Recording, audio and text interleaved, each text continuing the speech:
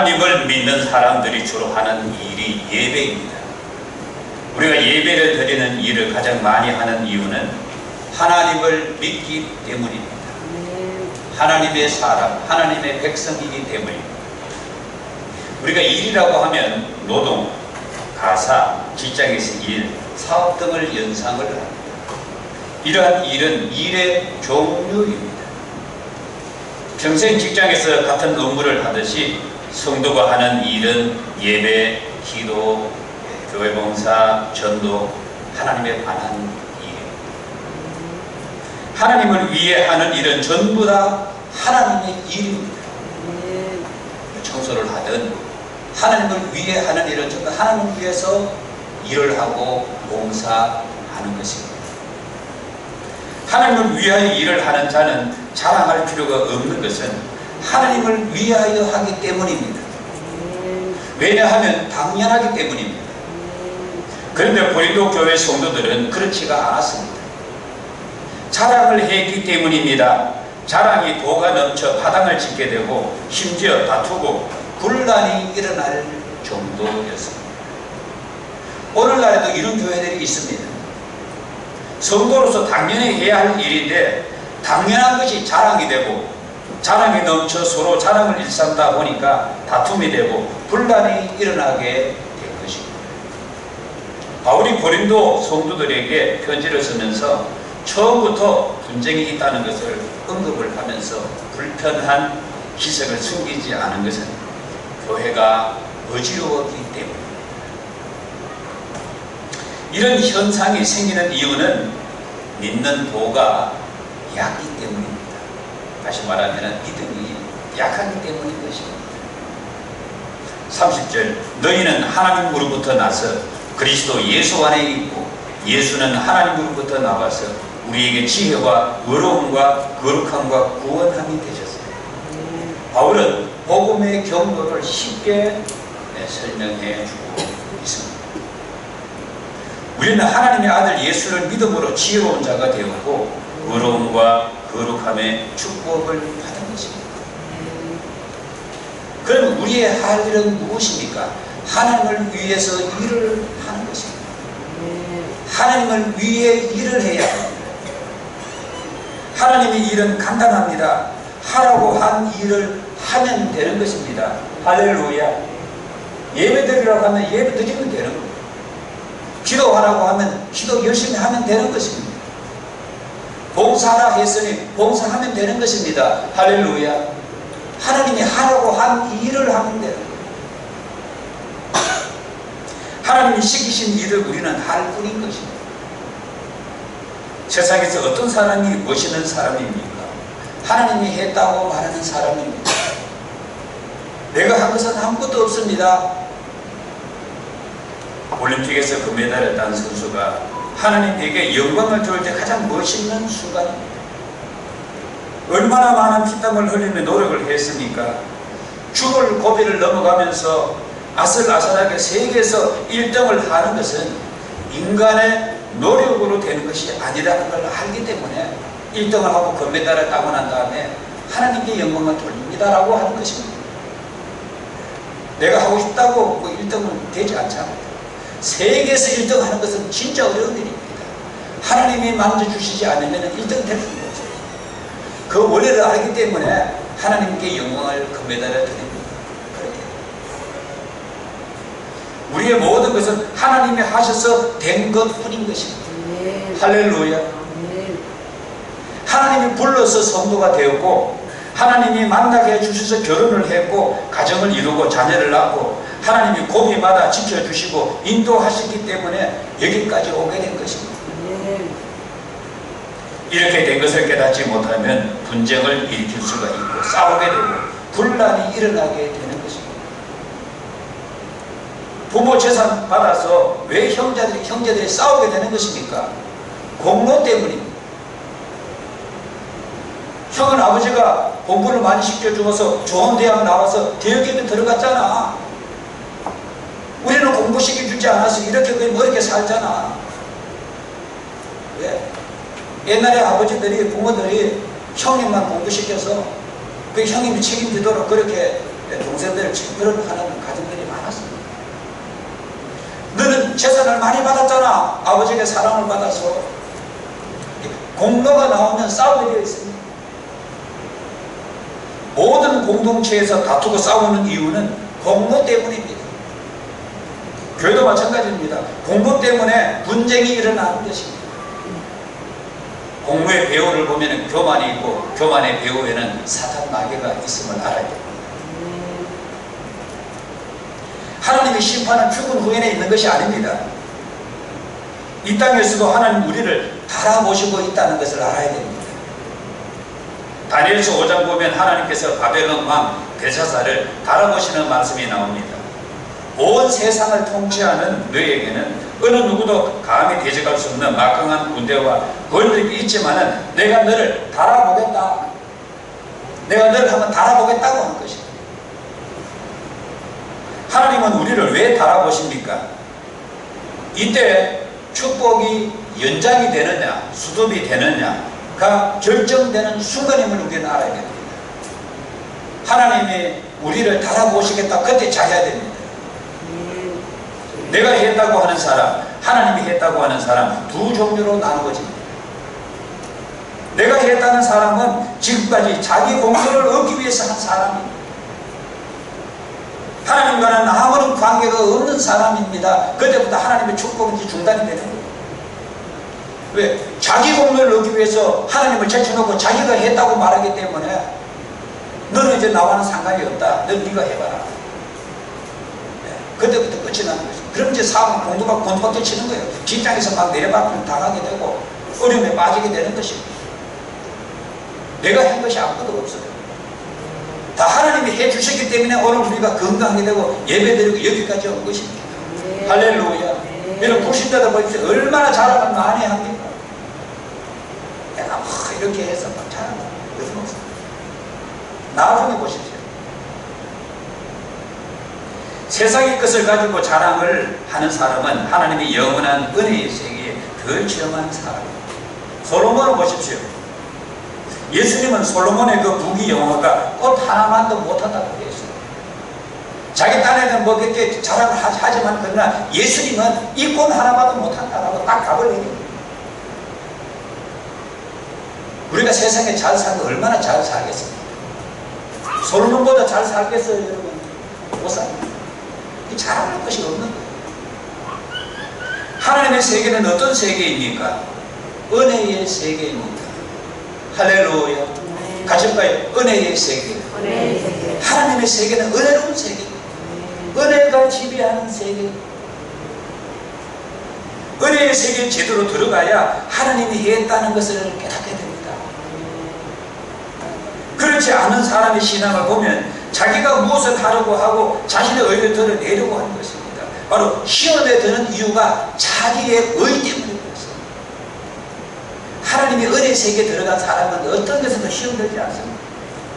하나님이 했다고 생각하고 믿는데 무슨 시험에 들겠어요? 내가 한 것이 없는데. 하나님의 은혜가 얼마나 강력하고 힘이 있습니까? 오래가고 지속적이고 수십 년을 지속합니다.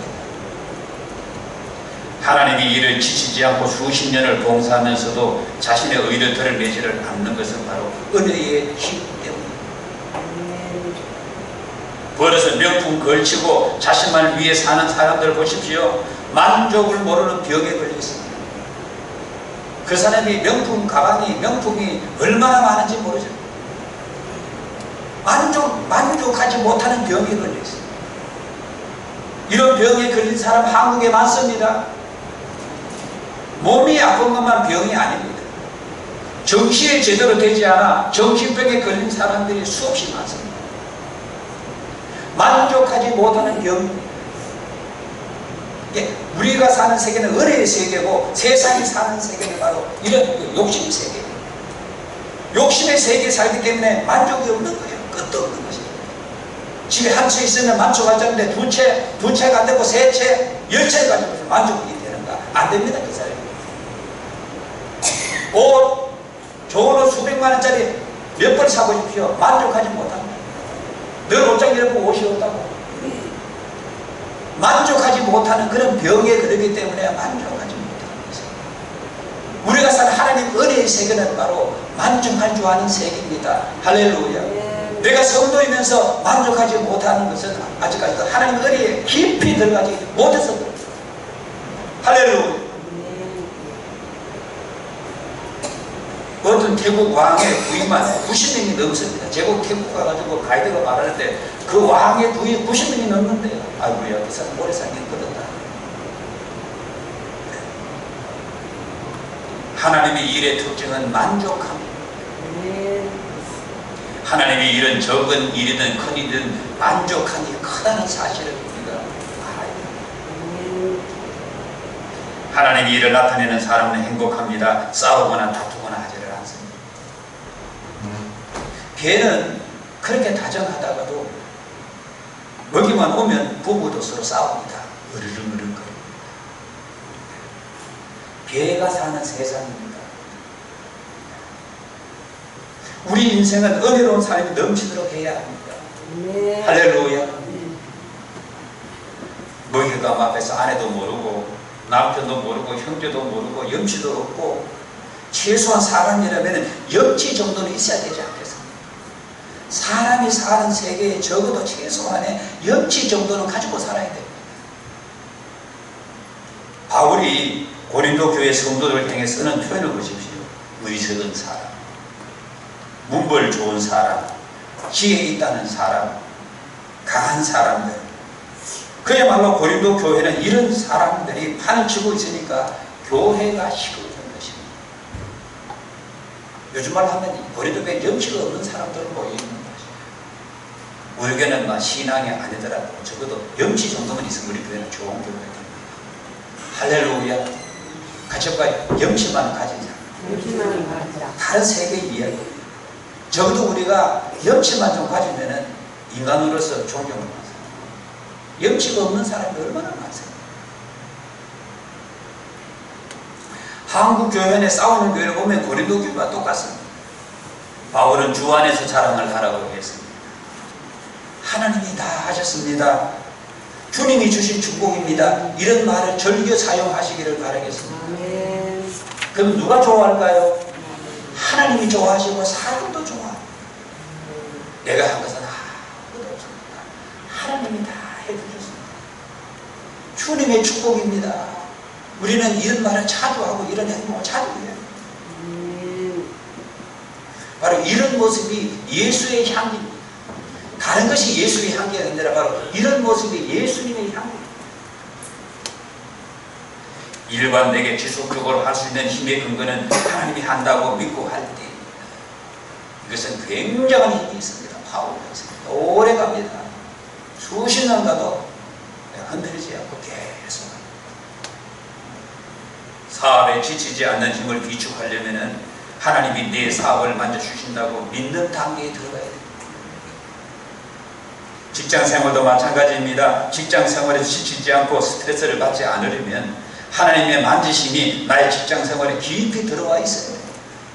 그러면 상사가 무슨 말 해도 부하가 무슨 말 해도 그렇게 별로 상관하지 않습니다. 하나님이 지금 나를 만지시고 있는데 그런 것이 무슨 문제가 되겠어요? 하나님이 내가 다니는 직장에 이제 가서 계시는데 무슨 일이 있겠어요? 나의 직장에 나를 통하여 하나님이 일을 하는 것입니다. 할렐루야. 요셉이 어떻게 형통한 자가 되었습니까? 노예는 사람에는 물건인데 사람을 물건 취급하는데 자존심이 상해서 어떻게 살 수가 있습니까? 못 삽니다. 내가 사람인데 내가 인간인데 물건 취급을 받아요. 여러분 자존심이 상해서 그렇게 살 수 있겠어요? 하나님이 내 마음에 진짜로 계셔야 하나님을 위한 일이 되는 것입니다. 할렐루야. 하나님이 우리의 마음에 진짜 계시면은 우리는 자존심도 상하지 않습니다. 누가 무슨 말을 해도 이렇게 조금 기분을 언짢을 수는 있지만은 그러나 하나님이 내 마음에 계시는데 뭐 그렇게 그것이 그렇게 불가거리고 그렇게 할 수 있겠어요. 요셉의 단계가 어떤 단계인가? 그 아버지의 총애를 받다가 일순간에 떨어져 가지고 노예가 되고 물건이 돼서 사람 하는 취급을 받는데 어떻게 그렇게 성공할 수 있겠어요? 하나님 하나님이 요셉의 마음에 계시기 때문에 그렇습니다. 같은 총무지만은 하나님이 그렇게 일어납니다. 제가 청년 때 제일 어려운 때가 6월달이었어요. 이 장마철에. 6월달에 그 장마철에 비옷은 입었지요. 우유를 돌려야 되는데 시간이 막 거의 한 2배 이상 걸릴 때가 있어요. 빨리 돌려놓고 6시 반 기차를 타고 결국 내려가야 되기 때문에 공부하러. 기차가 나를 기다려주지 않습니다. 내가 기차 시간에 맞춰야 되겠어요. 그런 방법 딱 2가지입니다. 하나는 우유칩을 빼먹는 방법밖에 없어요. 빼먹고 다음날 아이고 미안해요, 내가 깜빡했습니다. 거짓말한 것 같아요.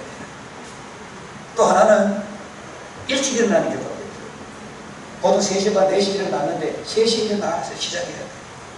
캄캄한 시작을 해야 됩니다. 이 비 오는 날이 제일 힘들어요. 한 5시 반, 일요일에 보면 비가 막 떠거든요. 여기서 6월달이니까. 비가 막 내리는데 비 없어서 오고, 우유왔습니다. 웃으면서 전해줍니다. 그러면은 그 주인이 놀랍니다. 막 비가 내리는데 막 없어서 내리는데 막 웃으면서 우유왔습니다. 그럼 주인이 하는 말이 청년은 뭐 이렇게 즐거워요. 지금 비가 없으면 쏟아지는데 대부분 그런 말을 합니다. 그 어머니들. 그럼 제가 무슨 말을 했습니까? 제가 이 집의 건강을 책임지는 사람입니다. 제가 이 집에 우유배달부가 아니라 제가 이 집의 건강을 책임지는 사람입니다. 놀래. 우유배달뿐이 아닙니다. 내가 평생 우유배달할 겁니까? 주의 종이 될 건데. 내가 이 집의 건강을 책임지는 사람이기 때문에 절대로 이 집에 우유를 빼먹지 않습니다. 그 말이에요. 제가 우유를 빼먹겠습니까? 내 편하기 위해서. 절대로 빼먹지 않습니다. 새벽 3시에 일어나서 다 이렇게 일 갖다 놓고 그렇게 하고 시간 맞춰서 택시 내려가는 거예요. 하나님 일이 여러분 즐겁습니다. 할렐루야. 여러분 하나님을 위해 일한다고 생각해 보십시오. 그 일이 내 일이 아닙니다. 하나님의 일입니다. 돈 많이 벌고 적게 벌고 뭐 그런 것이 문제가 아니에요. 그런 차원이 아닙니다. 내가 지금 하나님을 위해서 이 사업을 하고 내가 하나님을 위해서 이 직장에 다녔는데 무엇이 여러분 어렵겠어요? 제가 예수를 믿고 나니까 너무 좋아가지고 그래서 얼굴에 양쪽에 주름이 그때부터 많았어요. 선생님이 너무 좀 묻는다, 묻지 마라. 제 양반이 처음 때, 제가 3일 때 중간에 들어가서 하도 저 얼굴에 주름이 많았어요. 여러분, 예수 믿으면 즐겁습니다. 할렐루야. 이 일이 즐겁다니까요, 여러분요. 내 일이기 때문에 막 피곤하고 스트레스 쌓이고 힘들죠. 하나님 일을 한다고 여러분 믿어보십시오. 좋을 수밖에 없어요. 하나님 일을 한다고 믿는 사람은 지치는 법이 없어요. 왜냐하면 하나님의 일이기 때문에 그렇습니다. 할렐루야. 이번 한 주간 동안만 내가 하나님 일을 한다 매일 외치면서 하나님 일을 한다, 하나님 일을 합니다 라고 일을 해보십시오. 정말 신바랍니다. 형통할 수밖에 없는 것입니다. 세상에 그것을 많이 가져서 형통한 것이 아니라 하나님의 일을 하기 때문에 형통한 것입니다. 할렐루야. 네. 성도는 하나님 일을 해야 형통하게 살게 되는 것입니다. 내가 하나님 믿으면서 아직까지도 직장 가는 것이 힘들고 사업하기 힘드는 사람은 하나님의 일에 대해서 아직 빠지지 않아서 그렇습니다. 우리는 하나님의 일을 하잖아요. 하나님 일을 하다가 하나님 부르시면 가는 거예요. 단순합니다. 하나님 뭐라 하면 가야지, 어디 복귀 해야지. 뭐. 남자들은 잘 알 거예요, 여러분. 휴가 갔다가 휴가 보다 15일씩 가는데 15일 12시까지 딱 들어가야 돼. 안 들어가면 바로 그냥 말고요. 난리 납니다. 헌명대 바로 집을 찾아옵니다. 어디 복귀, 어디 복귀. 마지막에 12시까지 딱 들어가야 돼.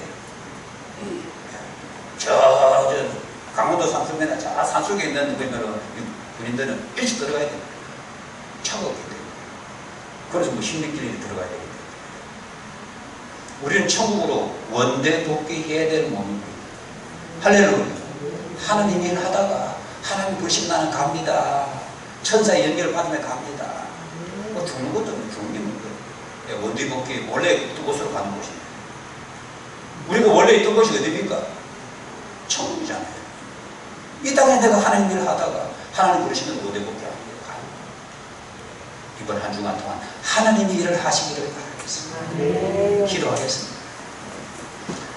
우리를 불러주시고 우리를 성도로 또 직분을 주시고